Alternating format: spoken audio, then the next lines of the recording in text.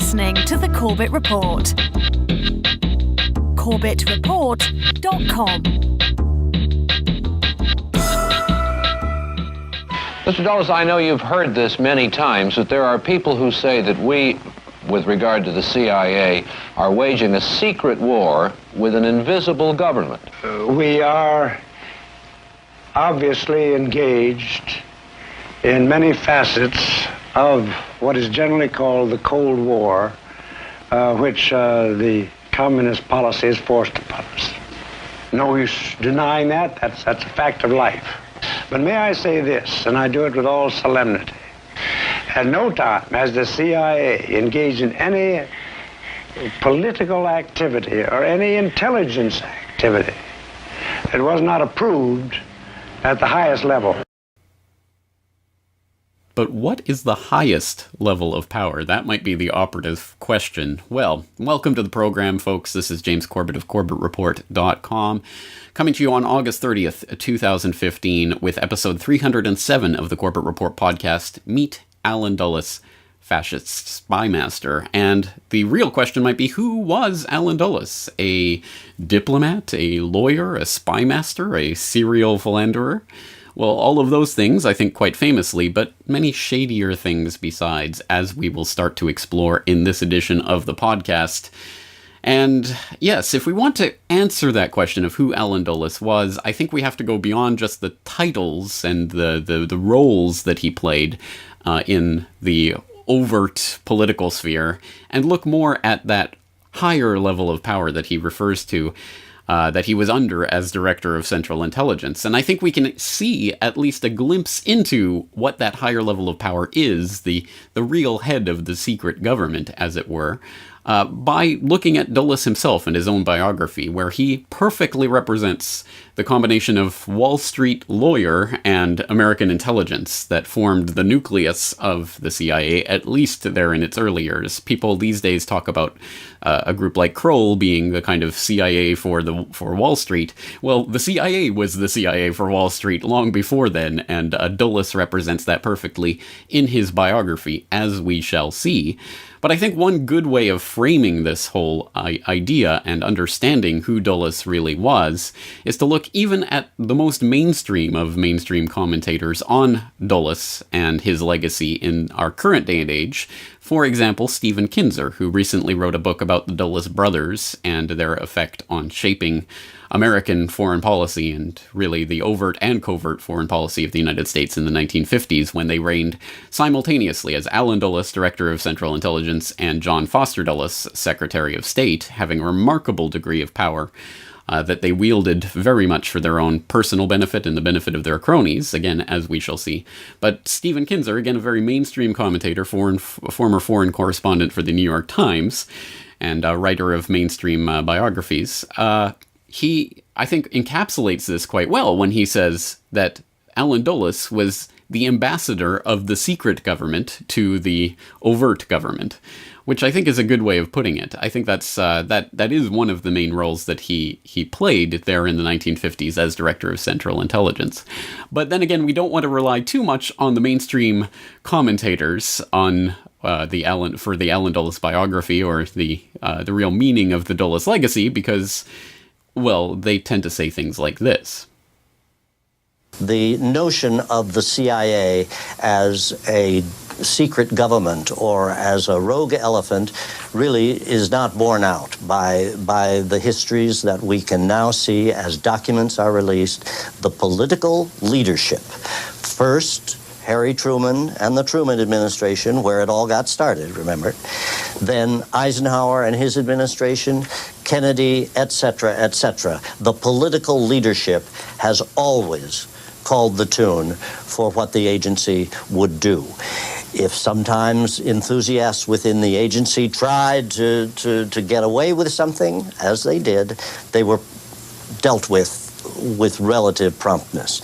I think Alan Dulles has to be given the credit for establishing that tradition of responsible, relatively competent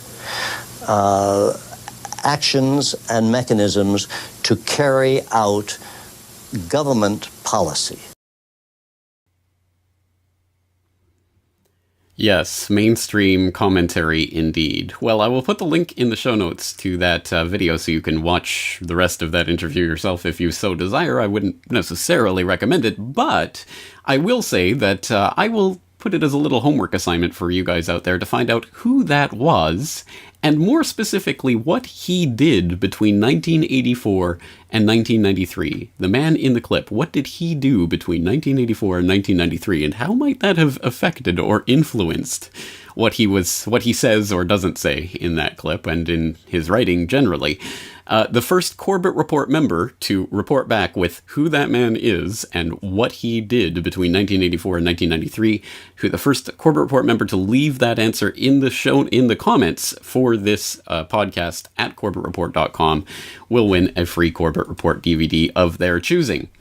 All right, let's move on. Obviously, we can't rely on the mainstream commentators to give us any sort of real insight into the Dulles brothers, or Alan Dulles specifically. So in order to find out more about Alan Dulles and what he was really up to, we will have to roll up our sleeves, metaphorically as the case may be, and get to work ourselves. We're going to start by looking at Alan Dulles' own book, The Craft of Intelligence, which, yes, I have read for you, so you don't have to do it yourselves. It's not particularly interesting or groundbreaking. It's more a sort of overview of the craft of spying and history of spying and what those damn Ruskies are doing and things like that. So it's not all that insightful from that perspective, but there are some little nuggets in here. And, well, why not get the story of the ass from the ass's mouth, as it were. We're going to read from the introduction here of this book, or the preface, actually, where Alan Dulles is writing about his early life. Quote, "My interest in world affairs started early. In fact, it goes back to my childhood days. I was brought up on the stories of my paternal grandfather's voyage of 131 days in a sailing vessel from Boston to Madras, India, where he was a missionary. He was almost shipwrecked on the way. In my youth, I was often in Washington with my maternal grandparents. My grandfather, John W. Foster, had been Secretary of State in 1892 under President Harrison. After serving in the Civil War, he had become a general and had later been American minister to Mexico, to Russia, and then to Spain. My mother had spent much of her youth in the capitals of these countries. My father had studied abroad. I grew up in the atmosphere of family debates on what was going on in the world. My earliest recollections are of the Spanish and Boer Wars. In 1901, at the age of 8, I was an avid listener as my grandfather and his son-in-law, Robert Lansing, who was to become Secretary of State under President Woodrow Wilson, hotly discussed the merits of the British and Boer causes. I wrote out my own views, vigorous and misspelled, which were discovered by my elders and published as a little booklet. It became a bestseller in the Washington area. I was for the underdog. After graduating from college a few months before the outbreak of World War I in 1914, sharing the general ignorance about the dramatic events that lay ahead, I worked my way around the world, teaching school in India and then China, and traveling widely in the Far East. I returned to the United States in 1915, and a year before our entry into the war, I became a member of the diplomatic service.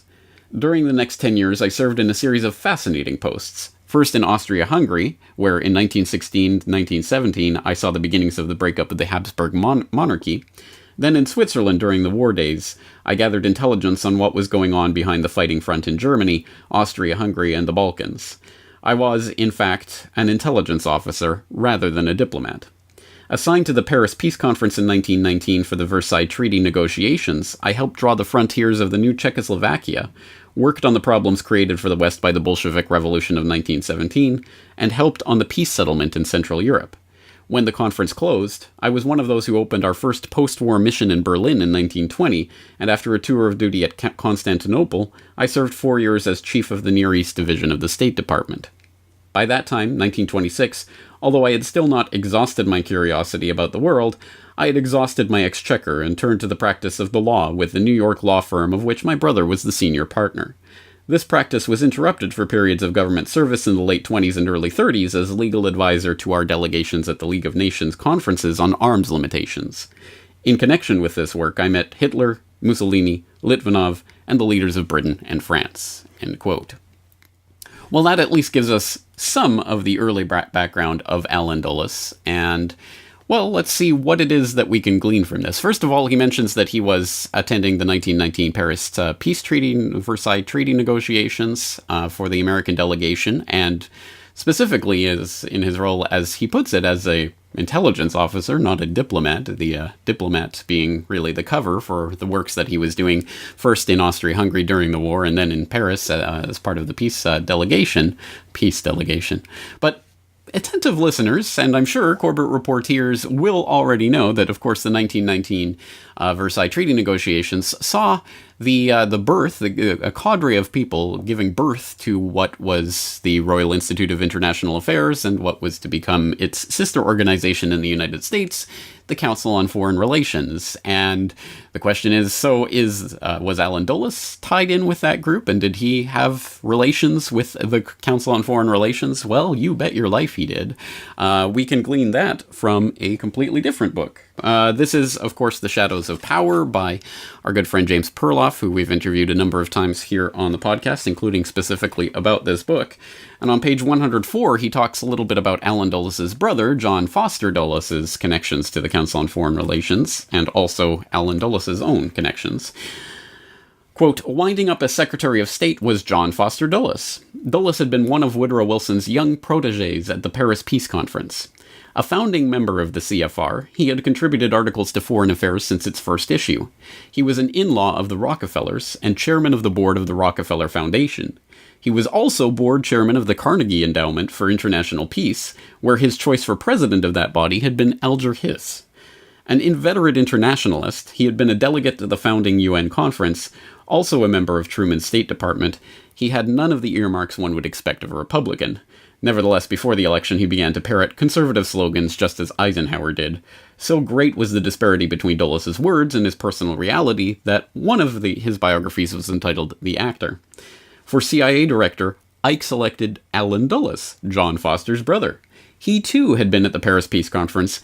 He joined the CFR in 1926 and later became its president.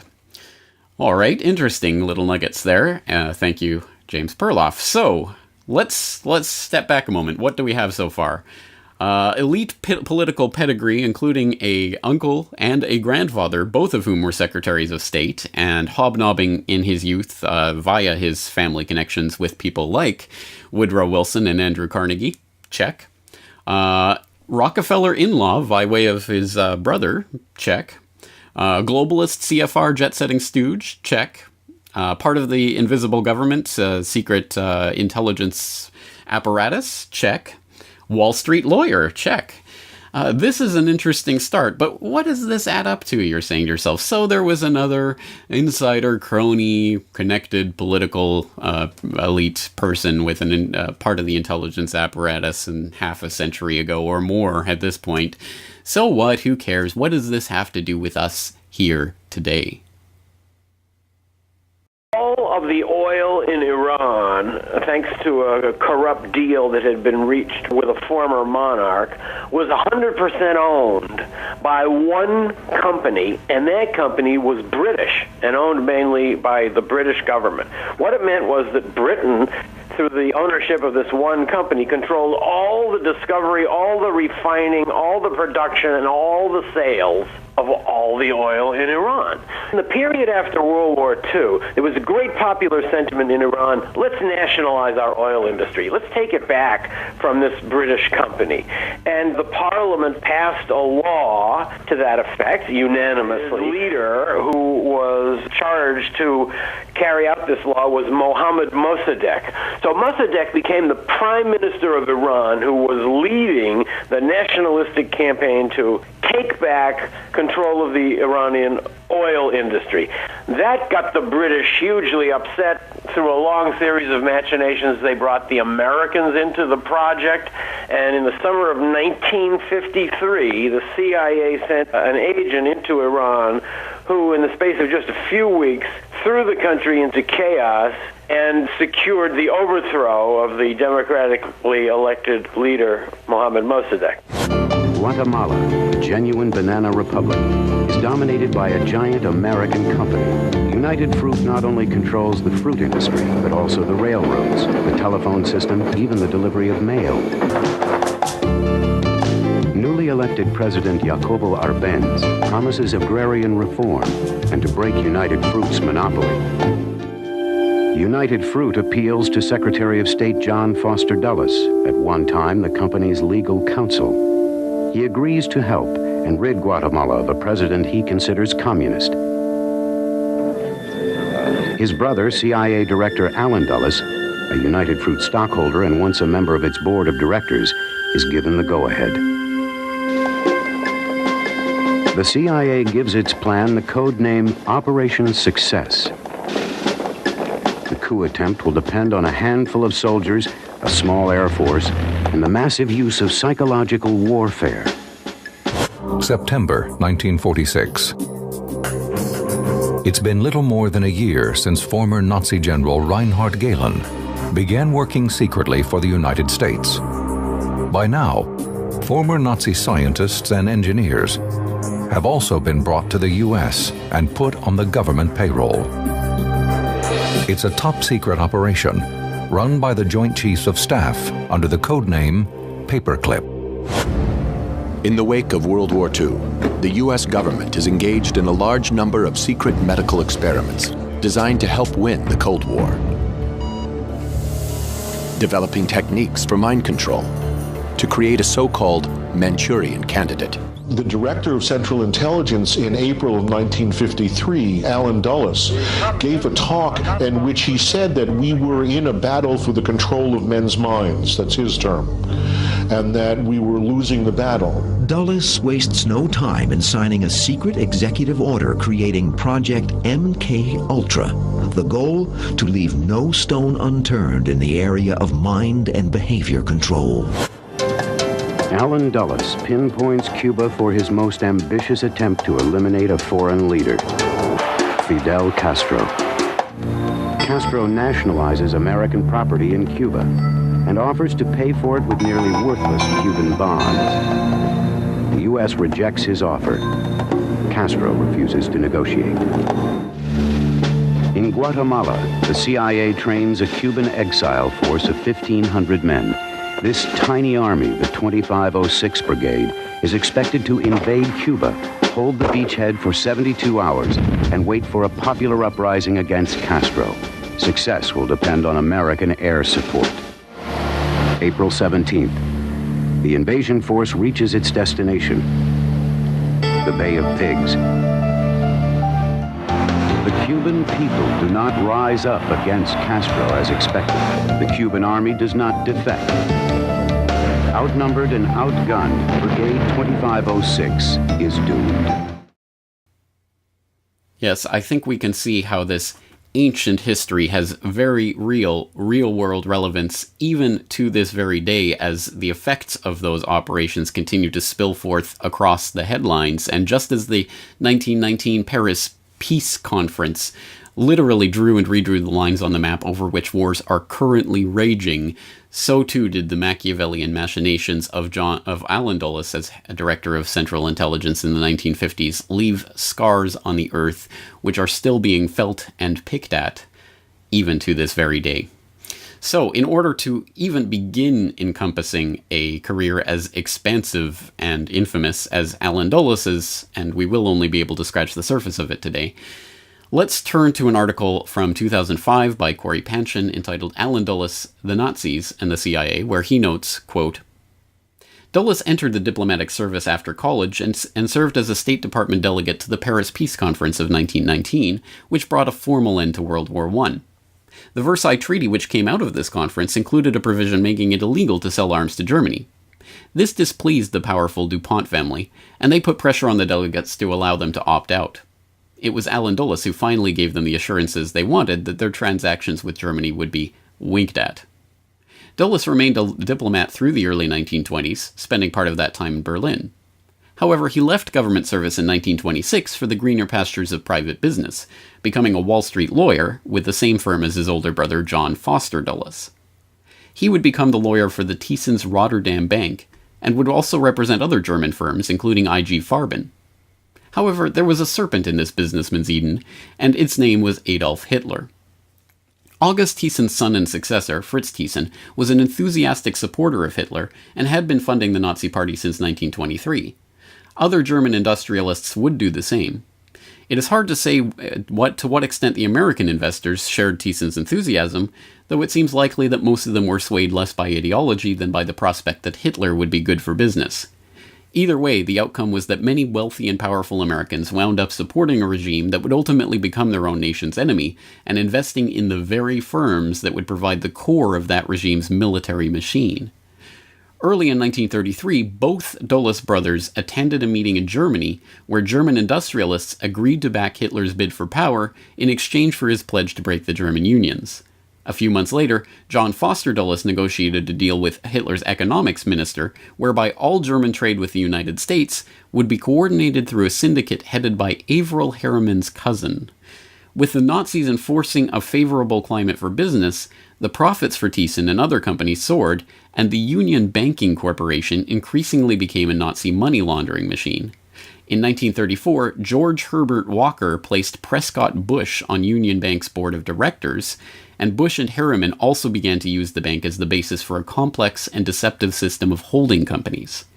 The Hamburg America shipping line, which Harriman and Walker had controlled since 1920, had a particularly high degree of Nazi involvement in its operations. In 1934, a congressional investigation revealed it to have become a front for I.G. Farben's spying, propaganda, and bribery on behalf of the German government.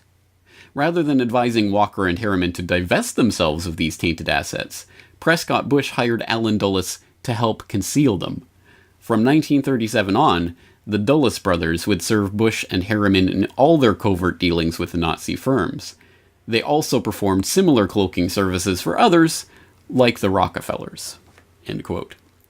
It's an extensive article. I suggest that you do read the entire article for more detail on those various overlapping business interests and how they come together in that nexus of the Dulles brothers helping to perform the cloaking operations for the American support for the Nazis in the 1930s and 40s. A very, very important and interesting story, and a detailed one, but I hope that at the very least you're starting to get the point that the Dulles brothers, and Allen Dulles, of course, specifically, represented, in a very real sense, fascism in the Mussolini definition, the nexus of corporate and state power. That's exactly what is represented by these Wall Street lawyers, wielding all of their influence over the banking and finance operations that were then later rolled into the overt and covert foreign policy of the United States when these brothers reached the highest ranks of foreign policy power in the United States, more on which in a moment. But first, let's turn back to the story as we continue to develop this of the Dulles before the CIA in 1953. So in the 1940s, Dulles found himself working for Wild Bill Donovan's OSS, which was the forerunner organization to the CIA. He was stationed in Bern, Switzerland, under the cover of assistant to the U.S. ambassador, where, according to Robert Crowley, who later became the assistant deputy director for operations of the CIA, he became an initiate of the Knight of Malta. After the war ended, Dulles became instrumental in launching Operation Paperclip with the help of Nazi spymaster Reinhard Gehlen, and this history should be familiar to Corbett Report listeners who can remember all the way back to episode 49 of the Corbett Report, Paperclipped Nazis and Stay Behind Gladios. But here's more of that story from theforbiddenknowledge.net.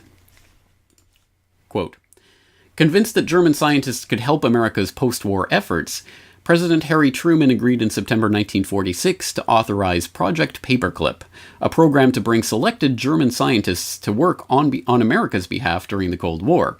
However, Truman expressly excluded anyone found to have been a member of the Nazi Party and more than a nominal participant in its activities, or an active supporter of Nazism or militarism. The War Department's Joint Intelligence Objectives Agency, JIOA, conducted background investigations of the scientists. In February 1947, JIOA Director Bosquet Webb submitted the first set of scientists' dossiers to the State and Justice Departments for review. The dossiers were damning. Samuel Klaus, the State Department's representative on the JIOA board, claimed that all the scientists in the first batch were ardent Nazis. Their visa requests were denied. Webb was furious. He wrote a memo warning that the best interests of the United States have been subjugated to the efforts expended in beating a dead Nazi horse. He also declared that the return of these scientists to Germany, where they could be exploited by America's enemies, presented a far greater security threat to this country than any former Nazi affiliations which they may have had, or even any Nazi sympathies that they may still have. When the JIOA formed to investigate the backgrounds and form dossiers on the Nazis, the Nazi intelligence leader Reinhard Gehlen met with CIA director Allen Dulles, future CIA director. Dulles and Gehlen hit it off immediately. Gehlen was a spy master for the Nazis and had infiltrated Russia with his vast Nazi intelligence network. Dulles promised Gehlen that his intelligence unit was safe in the CIA. Apparently, Webb decided to sidestep the problem.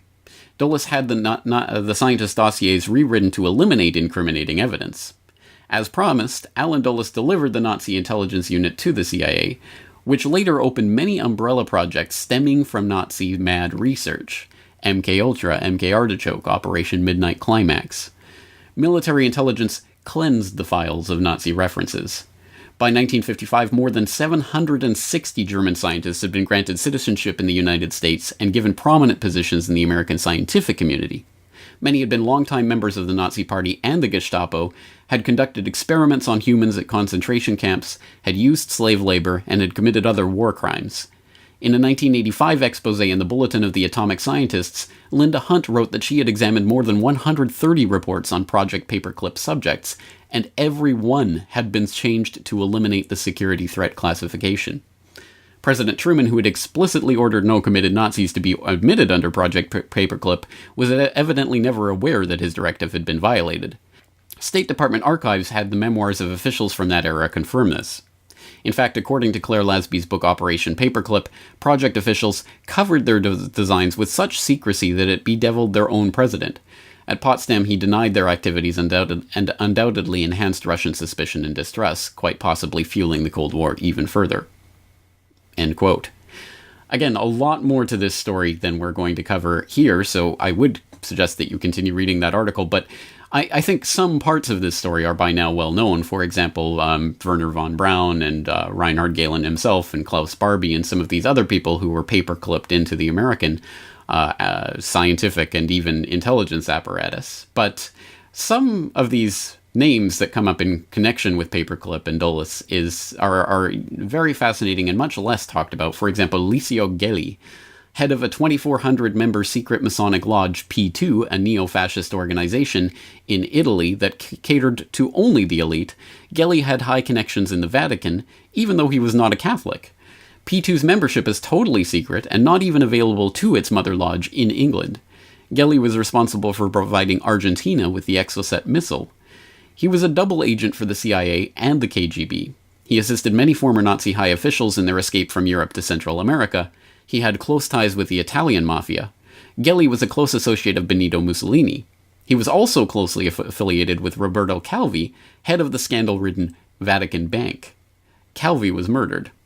Gelli's secret lodge consisted of extremely important people, including armed forces commanders, secret service chiefs, head of Italy's financial police, 30 generals, 8 admirals, newspaper editors, television and top business executives, and key bankers, including Calvi. Licio Gelli and others in P2 were behind the assassination of Pope John Paul I, the central figure in Europe and South America that linked the CIA, Masonic Lodge, Vatican, ex-Nazis, and several South American governments, the Italian government, and several international banks, was Licio Gelli. He, with Klaus Barbie and Heinrich Rupp, met with Ronald R. Ruwald in Uruguay to arrange for the Argentine purchase of the French-made Exocet missile used in the Falkland Island attack to kill British soldiers. End quote. Again, another piece of this much larger puzzle that is fascinating in so many different directions that can go in. And in fact, yes, the Project Paperclip wormhole just keeps getting deeper and deeper the more you look into it. And for another fascinating article that gets into so much deeper levels of this, you can look at an article entitled Project Paperclip and the Space Race, which was extracted from Secret Societies That Threatened to Take Over America by Jim Marrs.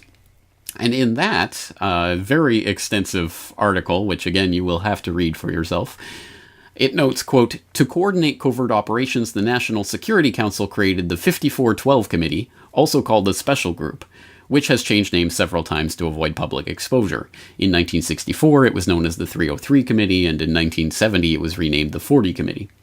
Within this organization, which included such familiar names as Nelson Rockefeller, Robert McNamara, McGeorge Bundy, Gordon Gray, and Allen Dulles, was a subcommittee dealing with science and technology.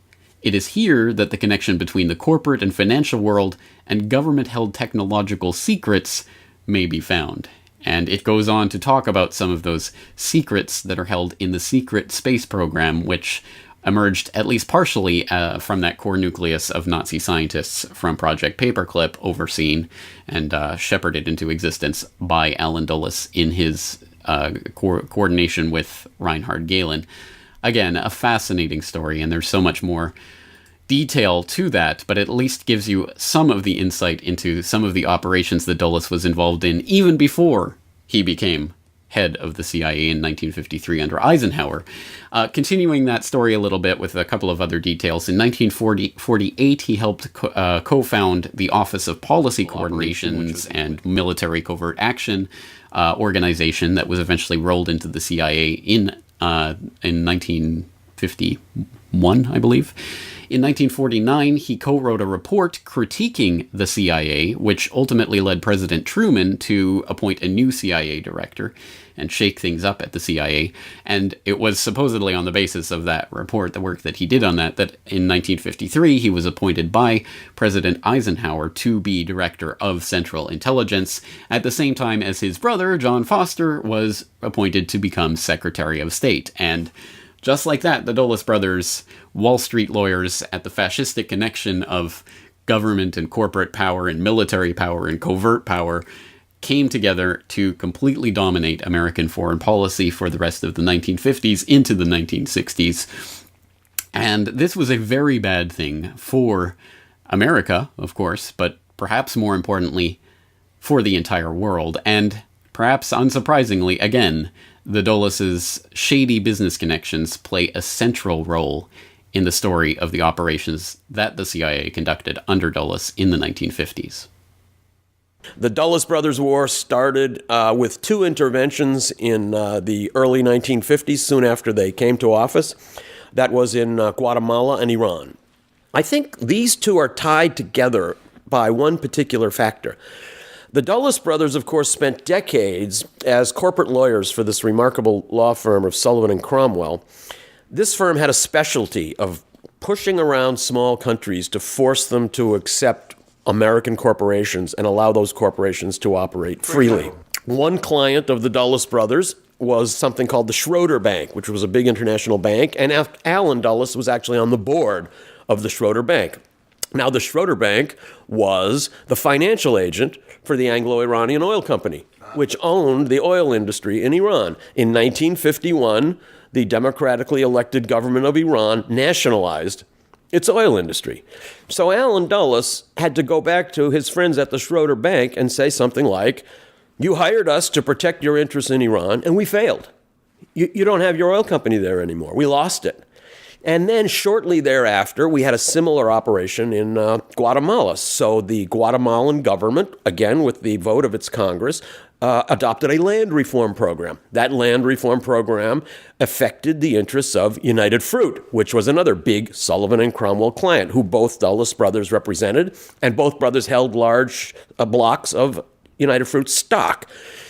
There was nothing they could do about the land reform program in Guatemala, and they had to go back to United Fruit and say, "We failed you. We couldn't protect your interests in Guatemala." Now, the Dulles brothers were not used to failing, and they didn't like having to do this. They never forgot that Prime Minister Mossadegh in Iran and President Arbenz in Guatemala had deeply wounded clients of their firm and themselves. So they couldn't do anything about it while they were private lawyers, but they carried this grudge with them.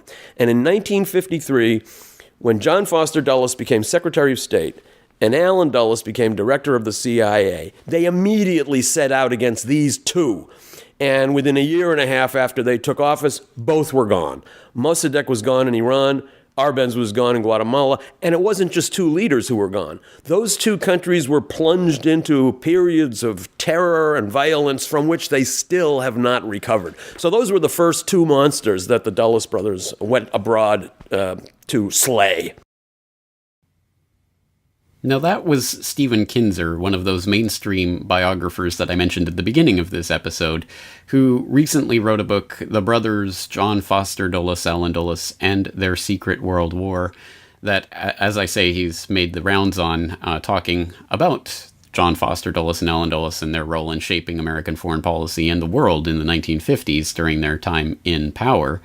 And for descriptions of some of the nefarious activities that the Dulleses were involved in and some of the business connections that drove those actions, someone like Kinzer can be a valuable resource. There are a lot of facts there and a lot of meat there to chew into. But having said that, again, like any mainstream commentator, there are certain limits to Kinzer's narrative, and one of them is that the Dulles brothers themselves weren't necessarily bad people. They were more reflections of what America is and the way America sees itself. They're reflections of the American dream and corporate power and all of these things that are part of us. So really, when we look at the Dulleses and the awful things they were involved in, we should be turning the gaze inward. He has that kind of a narrative, which I think deflects conveniently a lot of the blame and stops too deep an analysis of what was really going on there. But it really takes the cake when you start getting into the 1960s, because of course people might know that one of the first things that JFK did as president, in fact in his very first press conference,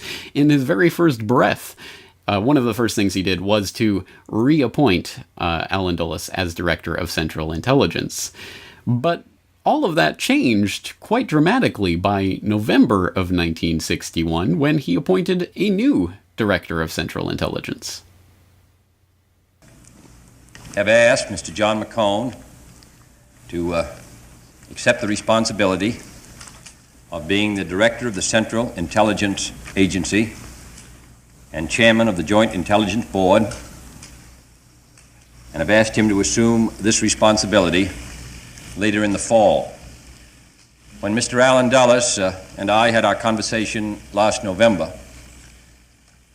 and when I asked him to continue on in his responsibility as Director of the Central Intelligence Agency, he agreed to do so for a year.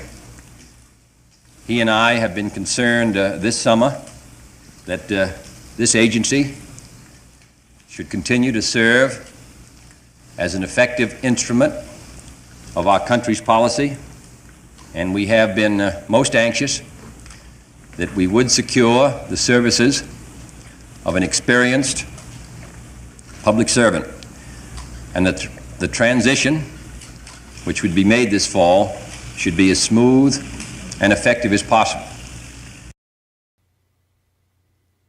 So what happened between the beginning of JFK's presidency in early 1961 when he reappointed Dulles and less than a year later when he fired Dulles and appointed John McCone to replace him as Director of Central Intelligence? Oh, that's right, the Bay of Pigs. Yes, of course, the fumbled, botched, ridiculous invasion of Cuba by the anti-Castro Cubans, coordinated by the Joint Chiefs of Staff and backed up by the CIA.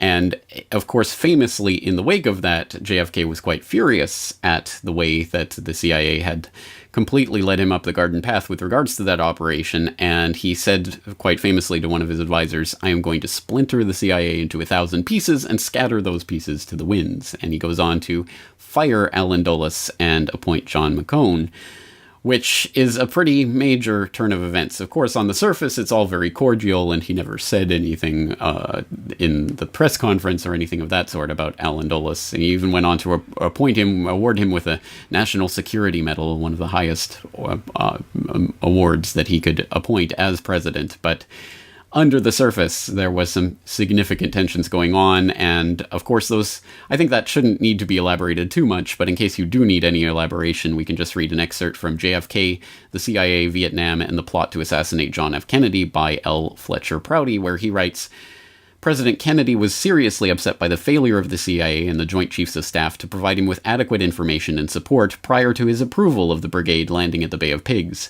He was also upset by the result of the total breakdown of CIA leadership during the operation that followed that landing. Kennedy's good friend Supreme Court Justice William O. Douglas, in recalling a discussion he had with Kennedy shortly after the disaster, said, "This episode seared him. He had experienced the extreme power that these groups had, these various insidious influences of the CIA and the Pentagon, on civilian policy. And I think it raised in his own mind the specter, can Jack Kennedy, President of the United States, ever be strong enough to really rule these two powerful agencies? I think it had a profound effect. It shook him up. Can any president ever be strong enough to really rule the CIA and the Defense Department? Eisenhower had learned that he was not strong enough when a U-2 went down in the heart of Russia despite his specific no-overflight orders in 1960. Kennedy set out to prove that he was strong enough, and he might have done so had he had a second term in office. Instead, he was first overwhelmed and then murdered." End quote. Well, I think any reasonable human being would at the very least place Allen Dulles and the CIA on the list of suspects for involvement in the assassination of John F. Kennedy on November 22nd, 1963. It is certainly means, motive, and opportunity all coalescing into the nexus of someone like an Allen Dulles, unless you're Stephen Kinzer, former Foreign Bureau chief for the New York Times, who says, no. You see, Dulles was starting to suffer from dementia, which towards the very end of his life, in the late 1960s, he was. Well, that had already started to set in the early 1960s, before he had even been fired. And this is why he wasn't very deeply involved in the Bay of Pigs operation. This is why he couldn't really be blamed for that failure. This is why, when 2 years later the JFK assassination happened, you couldn't possibly put the blame on Allen Dulles. He was already starting to go out of his mind, according to Stephen Kinzer. And yes, amazingly enough, just 3 days after JFK's assassination, before the body was even cold, you have the phone call of President LBJ calling Allen Dulles to offer him a position on the Warren Commission investigating the assassination of JFK. We're going to name very shortly a presidential commission made up of 7 people, 2 from the House, 2 from the Senate, and 2 from the public, and 1 from the court. There's a study group to go into this FBI report, this court of inquiry, and all the incidents connection to the assassination of our beloved friend, and you've got to go on that for me. You think I can really serve you? I know you can. There's not a doubt about it. Just get ready now to go in there and do a good job. We've got to have America's got to be united in this hour, and if I can be of any help, and you've considered the fact of my previous work and our previous job. I sure have. You can't make it up. No, LBJ appoints Allen Dulles to be one of the commissioners on the Warren Commission. And no, nothing to see here, nothing suspicious about that. Absolutely unbelievable. Well, the role of the CIA in the Kennedy assassination is obviously beyond the scope of this episode, and we're already reaching the point at which there's so much information in this episode that a detailed review of the ways that Allen Dulles manipulated the information that the Warren Commission was privy to, and the ultimate outcome of that commission in finding Lee Harvey Oswald as the sole lone gunman is, again, too big a story to possibly really encapsulate here. It deserves probably an episode unto itself, but I'll just point a few of the cookie crumb trails along that path.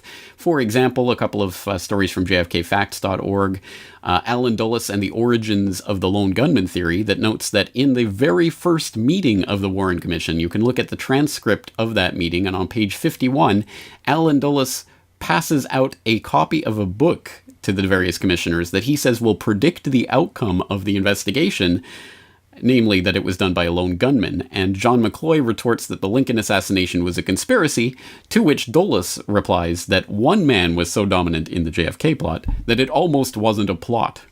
So there you go. Before the very, very first meeting, Allen Dulles apparently had solved the case. And Another ridiculous piece of history from that Warren Commission cover-up.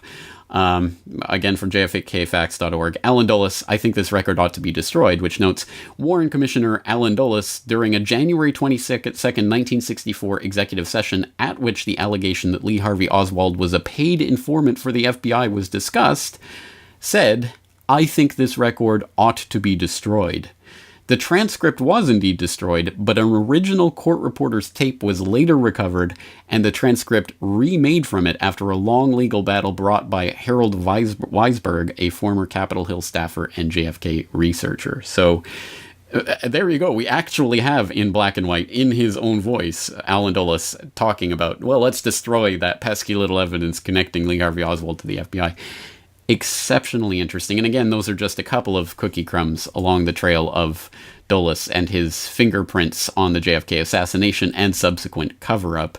Again, so much more to go into, and I hope you will join me in the open source investigation by adding all of the various other crumbs on that cookie crumb trail in the comment section of this podcast. But it brings us to the point of how you actually encompass and encapsulate what we've learned today, even, again, just scratching the surface of a character like Alan Dulles. And again, I think that the fascistic nexus of Wall Street / legal / intelligence power that is the higher level of power that we heard Alan Dulles mention at the beginning of today's episode is perfectly encapsulated in the biography of someone like Alan Dulles, and let us not be so naive to think that that nexus of power does not exist today. In fact, has not been amplified over the decades that this cancerous tumor has been allowed to grow on the planet.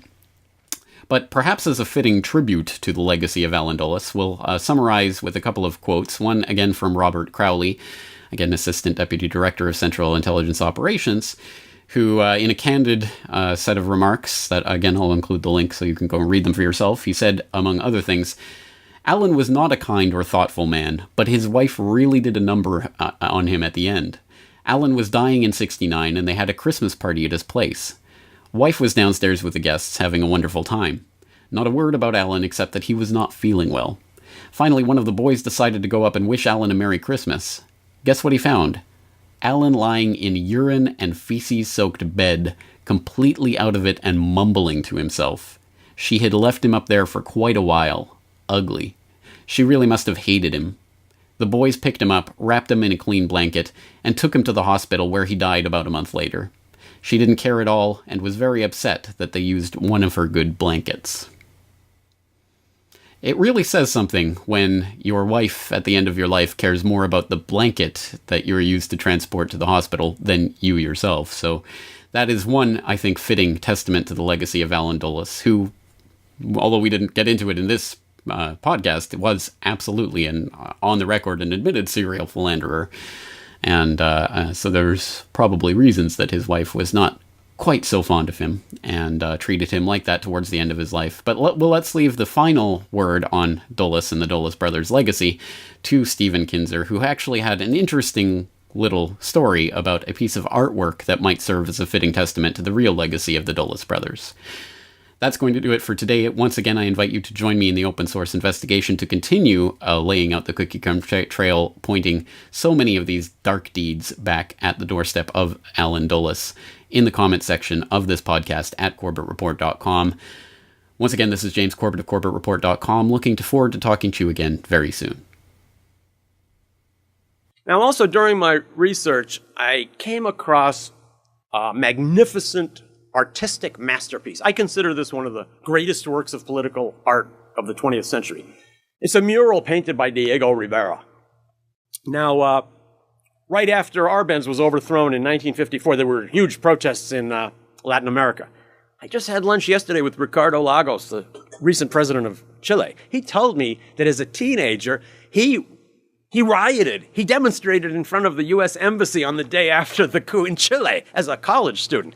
Well, so did Diego Rivera. Diego Rivera and his wife Frida Kahlo participated in a protest rally. Frida Kahlo was deathly ill and was under doctor's orders not to move out of her bed. But she was so outraged by the overthrow of Arbenz that she insisted. And Diego Rivera pushed her in a wheelchair in the front of the protest rally in Mexico with all these signs denouncing America for overthrowing democracy in Guatemala. Frida Kahlo died 11 days later. Diego Rivera went on to paint this spectacular 16-foot-long mural depicting the Guatemala coup. There you see Foster Dulles shaking hands with his Guatemalan lackey, while Allen Dulles is right behind him with a big satchel of cash. And there you see the bought-off archbishop and the American ambassador who carried it all. Meanwhile, you've got these Guatemalan laborers breaking their backs with huge loads of bananas that they're carrying onto a ship with an American flag with all dead Guatemalan children in front of them. It's a spectacular piece. I have seen many reproductions of this painting, and I've stared at it literally for hours. So I decided that while writing this book, I got to go see that picture. Now, that painting has a very tortured history. It was shown in Guatemala for about 6 months. That would have been about 5 or 6 years ago. I missed that. So I want to track it down. It's not in Guatemala anymore. So, of course, I figured it's got to be in Mexico with all of the Diego Rivera paintings. It was very difficult to locate where in Mexico it was. I finally had to hire someone in Mexico to go to all the Diego Rivera foundations and figure it out. Finally, I came back to the answer that this picture is not in Mexico. This picture is in a museum in Moscow because Diego Rivera was a communist. He sent it to the Soviets, but the Soviets didn't want to display it because Diego Rivera was actually only considered himself a communist. He was not pro-Soviet. He was quite a free thinker, and the Soviets didn't like him. So I finally located the museum where this painting is, and through a Russian lady who helped me with a lot of emails, I was able to contact the assistant director of that museum. And I got back an email, and it said, "I'm sorry to tell you that painting is not on display. It's on a rolled up in our storage room. If you would like to come to Moscow, as you said you'd like to, we can take you into the basement and show you the roll. But we cannot unroll it because we don't have the space." So this brilliant masterpiece is never seen. And actually, the audience that needs to see it is really not in Russia, and it's really not in Guatemala. It's here. We're the ones that need to see that picture. So this is my modest proposal. Dulles Airport.